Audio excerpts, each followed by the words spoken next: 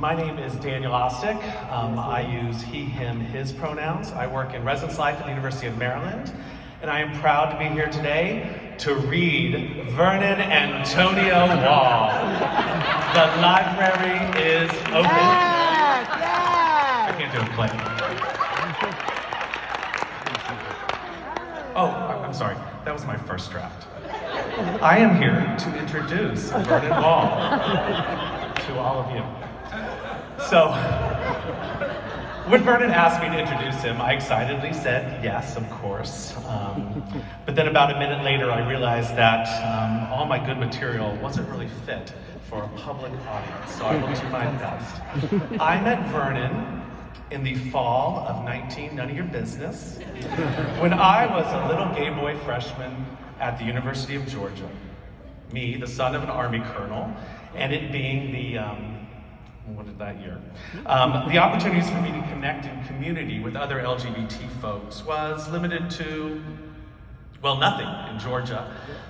This is pre-AOL chat in Athens, Georgia, so there was nothing happening for the gay folk.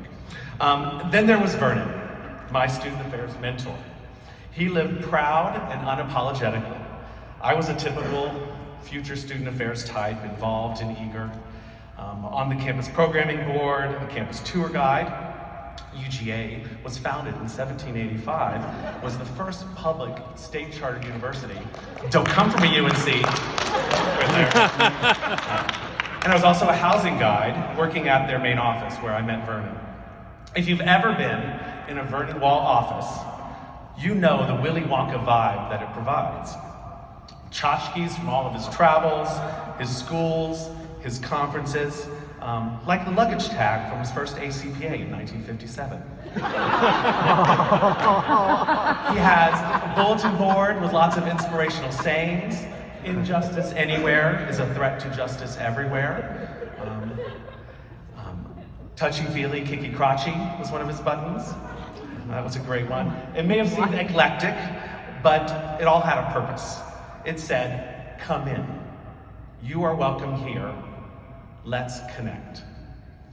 This is Vernon's signature, finding connection with everyone he encounters and bringing those people together in community. As an undergrad, I loved hanging out at late night disco at the 40 Watt Club or going to the only gay night in town. It was the Color Box on Wednesday nights. We saw RuPaul before she was RuPaul. She was Star Booty. We saw her perform. And meeting friends of Vernon's at his annual Dynasty reunion party. For those of you who are too young to remember, Dynasty was a television show back in the day, and after the show was off TV, they had a few TV movies, and Vernon loves an excuse for a party, and if it involves Alexis Morel, Carrington Colby, Dexter Rowan, all the better. So as I got the student affairs itch later in college, Vernon encouraged me to explore. Shockingly, I ended up at Indiana University, Vernon's alma mater. It was there that I learned my friend and mentor was not Vernon Wall. He was the Vernon Wall. People would say, you know the Vernon Wall?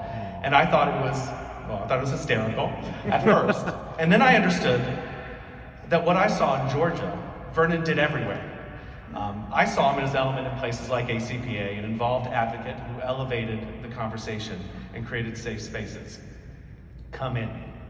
You are welcome here. Let's connect. Vernon has been my friend and mentor ever since. And I will note, I'm the only person who ever visited him when he was spent 6 years at Iowa State and Ames. I owe so many of my professional opportunities to him. Convention team in Long Beach the last time, Vernon.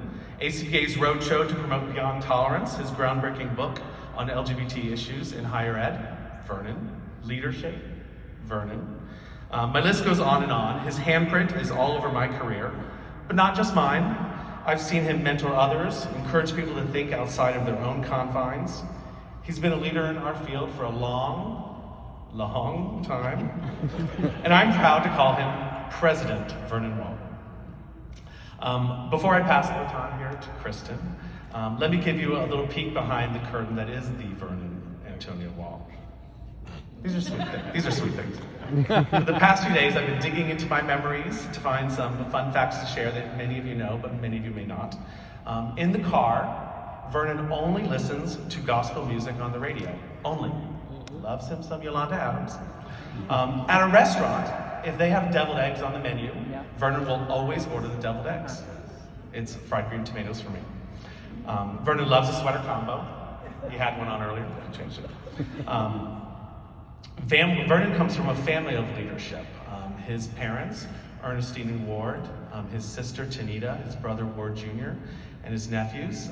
They are a family that is committed to creating change in the world. And while Vernon now sports a clean palette up top, damn you, Mother Nature, me too, ask him to show you his former kid and play haircut from the 90s.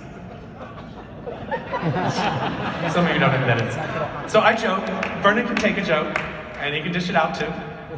I've been lucky enough to call Vernon role model and mentor and colleague and friend for many years. He's taught me things I didn't know, things I didn't know I needed to know, and things I didn't want to know but needed to know. He's taught me lessons on professionalism, social justice, counseling, and ethics. He's been my constant, my anchor, my compass, my safe harbor. I'm excited Vernon will be our next ACPA president because I know he'll send a message to all of us. It's the same one he sent to little 18-year-old Dan in Athens, Georgia. Come in. You are welcome here. Let us connect. Thank you.